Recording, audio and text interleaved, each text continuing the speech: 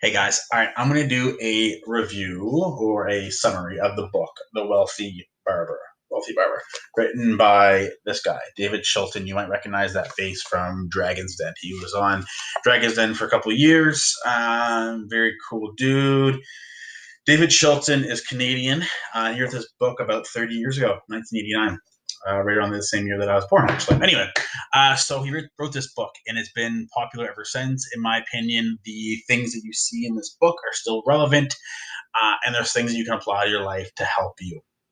So, what this book? First of all, this video is for anybody who has read the book recently and wants a bit of a summary, or someone who has no intention of reading the book but is like, "Hey, can I still benefit from what's inside?"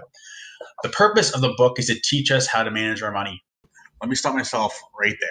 Before I go on, it's important to note that I am not a financial planner, a financial expert, a financial advisor, nothing along those lines. I work in marketing, I own some vending machines, I'm a pretty basic, normal, regular guy. So everything I'm sharing in this video is based off mostly what I found in this book, and I'm just breaking this down for you. So nothing more than what any regular person could gather. Most of us have no clue. I think it's a bit of a flaw in the education system in our country, Canada, and we don't know enough about what to do with money once we earn it. Like, we know we have to go out there and get money, but what do we do with it? So usually we get money and we're like spending it, and not really thinking about what to do with it once we have it, right? So this talks about everything from saving money, investing money, and getting insurance, getting a will, buying a property, buying a home. Uh, what do you do with money? You know, if you get a lump sum of money, what do you do with that? Like, it just talks about all kinds of things, and it's really important. So what I want to do is just summarize some of those things. If you want a full deep dive, pick up the book. But this will give a high level. Okay. So first of all, I think the biggest thing you can gather out of this book is probably the concept of paying yourself first. Okay. We want to, most of us want to retire at a certain point in life, probably around 65 years old, and have some money in the bank. Okay, we want to be able to take money and go and like buy this house that we've always wanted, or like move to like Florida, or like build a cabin, or buy a boat, or go to, I don't know, Egypt. I don't know what you want to do with your money, but some of us, most of us, want to retire and like, okay, now I made it. I've worked my tail off all my life. Let's start living life. You got to have money to do that. You've got to, it's just a resource. You have to do that. So the book talks about doing that, and how to do that is by paying yourself first. Okay, each month you get paid. Every 2 weeks you probably get paid, but each month you get paid a set amount, right? Probably. You need to figure out what 10% of that amount is. That's the number that's recommended here. Probably start at a different number if you wanted to, but 10% is the number. 10% is where you start.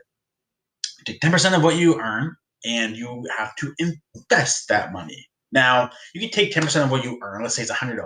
10% of your monthly income is, let's say, $100.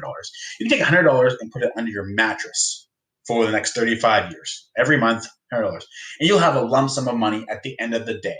That's there. And that's going to be great. However, you're missing out on the opportunity.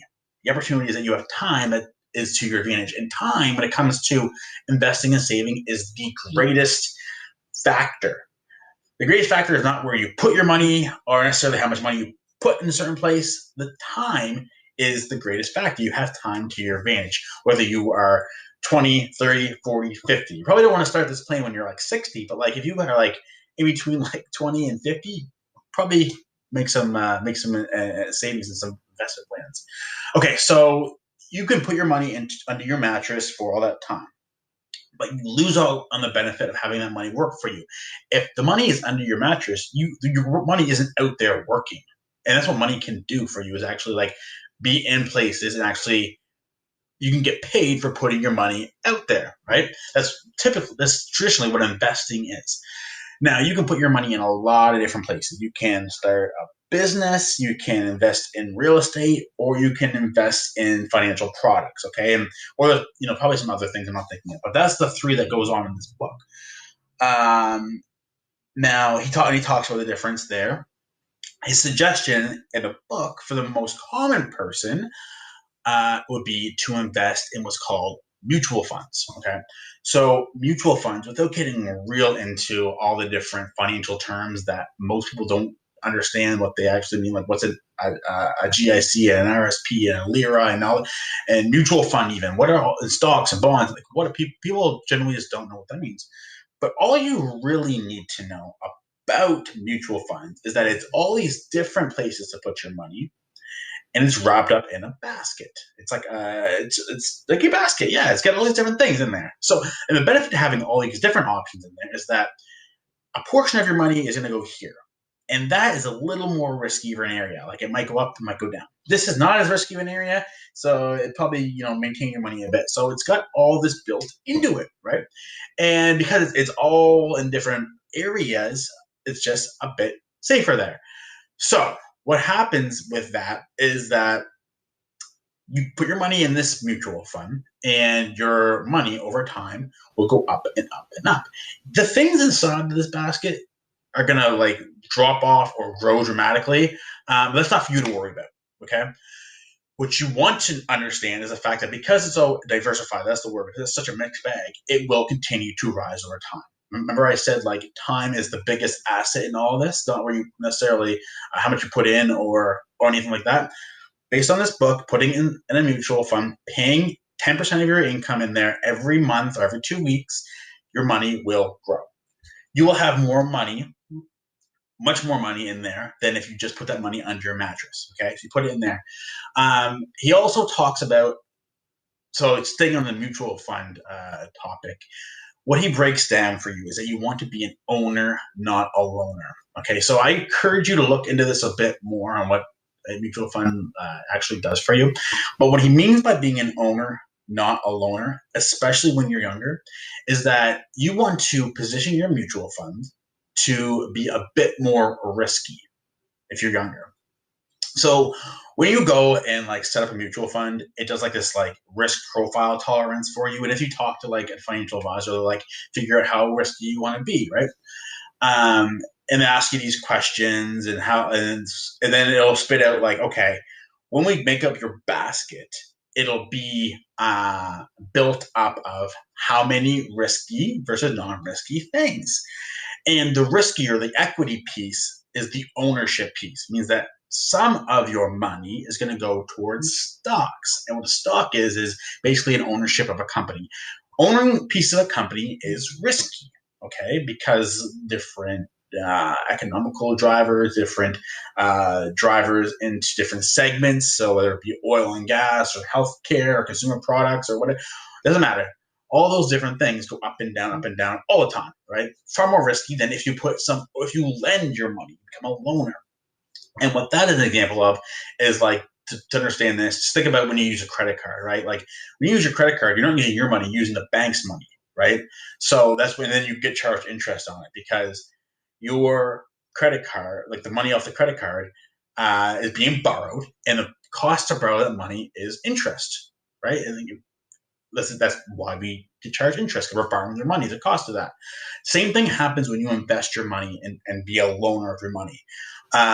You can you can give your money to banks, to the government of Canada, and what they do is they'll give it back to you in like 3 years, let's say, and they'll give you a little bit of interest on that, the same way a credit card would work, for example, and you make money that way. Okay, you're loaning your money, so you can be an owner and a loaner, an owner in the stocks and different options that way, and a loaner or this way.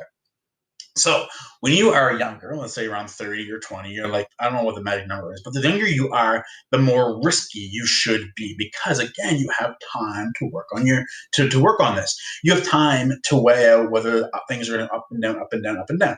If you're like 50, you probably don't want to be that risky because you got to retire soon, right? So you want to maybe loan your money and not own as much of the money, right? So that's kind of how you want to look at it. So when you go to set up if you work with a financial advisor, which I do, I'm a financial advisor, I have for a couple of years, they will help you with that, okay? If you don't work with a financial advisor, you can go to some internet tools. I'll post some, and they'll set up that risk profile for you. The younger you are, make sure it's the riskier that you take. It's the suggestion in the book, right? So, benefit of time. Okay. So mutual funds, that's the answer. 10%. Oh, I should mention too. Most people look at 10%. They're like 10%. Like I got bills to pay, I got a mortgage, I got food, I got these kids, I got all this stuff, right? How can I afford 10%? Man, like, okay, so everybody has that problem, right? Most of us live paycheck to paycheck. The thing with 10% paying yourself first is that you don't really feel it. And I've done this. I do this now, and just recognize that you don't once it comes off the top, you don't miss it. You don't notice it. Once you have it set up so that money comes directly out of your bank and goes into some area, mutual funds, right? Um, you don't notice it. So start it, try it. You won't miss it. Okay, so that's that. Next thing he talks about is RRSPs. You probably heard this. You may not know what it does. Basically, you start up an RRSP, which is an account. You put your money into this account, and you get paid interest again because you're essentially you're lending your money. That's what investment is. You're putting your money somewhere. RRSP. You put your money in this RRSP account. And the benefit of it is that you also get to write some of that off on your taxes. So you pay less taxes at the end of the year. What you need to know about RRSPs is that it's highly beneficial. It's so beneficial that the government of Canada, when they set this up, this is a government of Canada plan. They set this up so that people will be better off when they retire. They set it up, and it's so good that there's actually a cap on it. You can only invest so much into this area. You can't put you can't put all your money in there because it's so good. A lot of people would want to put even more and more and more. Just know that that's a great option. It does talk about, however, if you have a pension through your company, which not a lot of people do anymore, or you have RSPs through your company, which some people still do, sure, you should rely on that first. But if you don't have those, look at an RSP. Again, talk to your financial advisor, talk to your bank, whatever.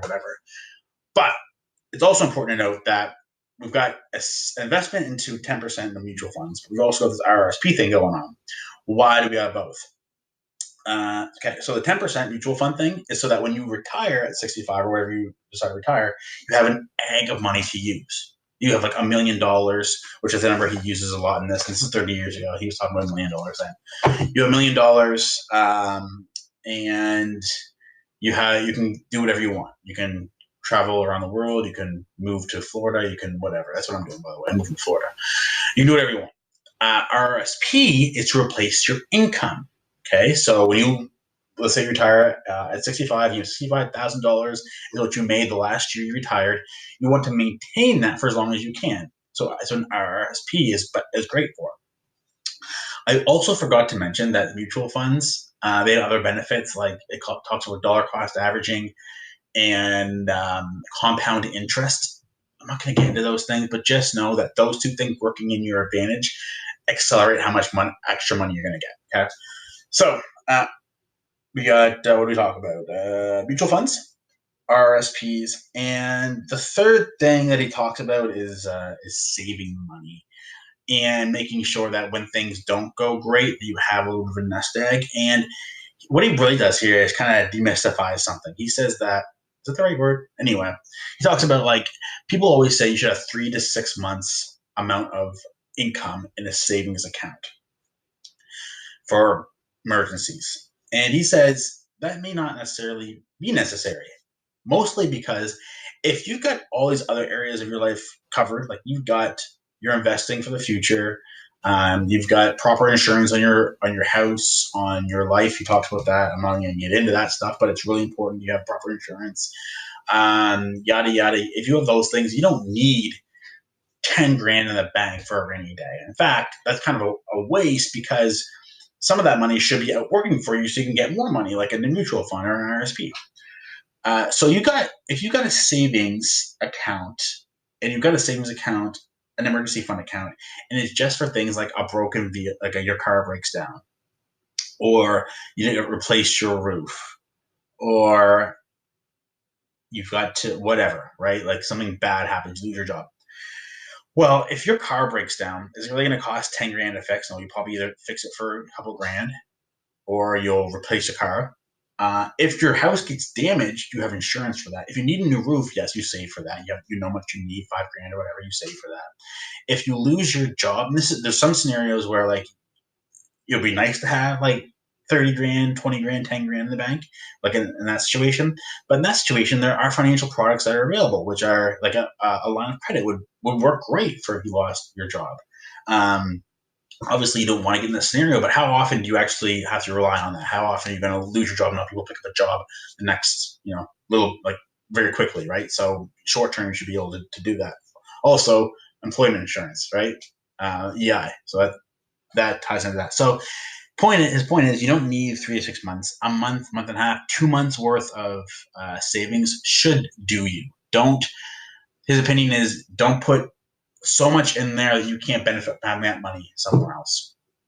So anyway, that's my review. Again, I'm not a financial advisor at all. Base knowledge, everything I just talked about, most of which I learned from this book. I did break it down a little bit better than the book does, in my opinion. But yeah, read it if you are interested in this stuff. And if you have more questions, like do research, there's all kinds of research available of research, and talk to a financial advisor.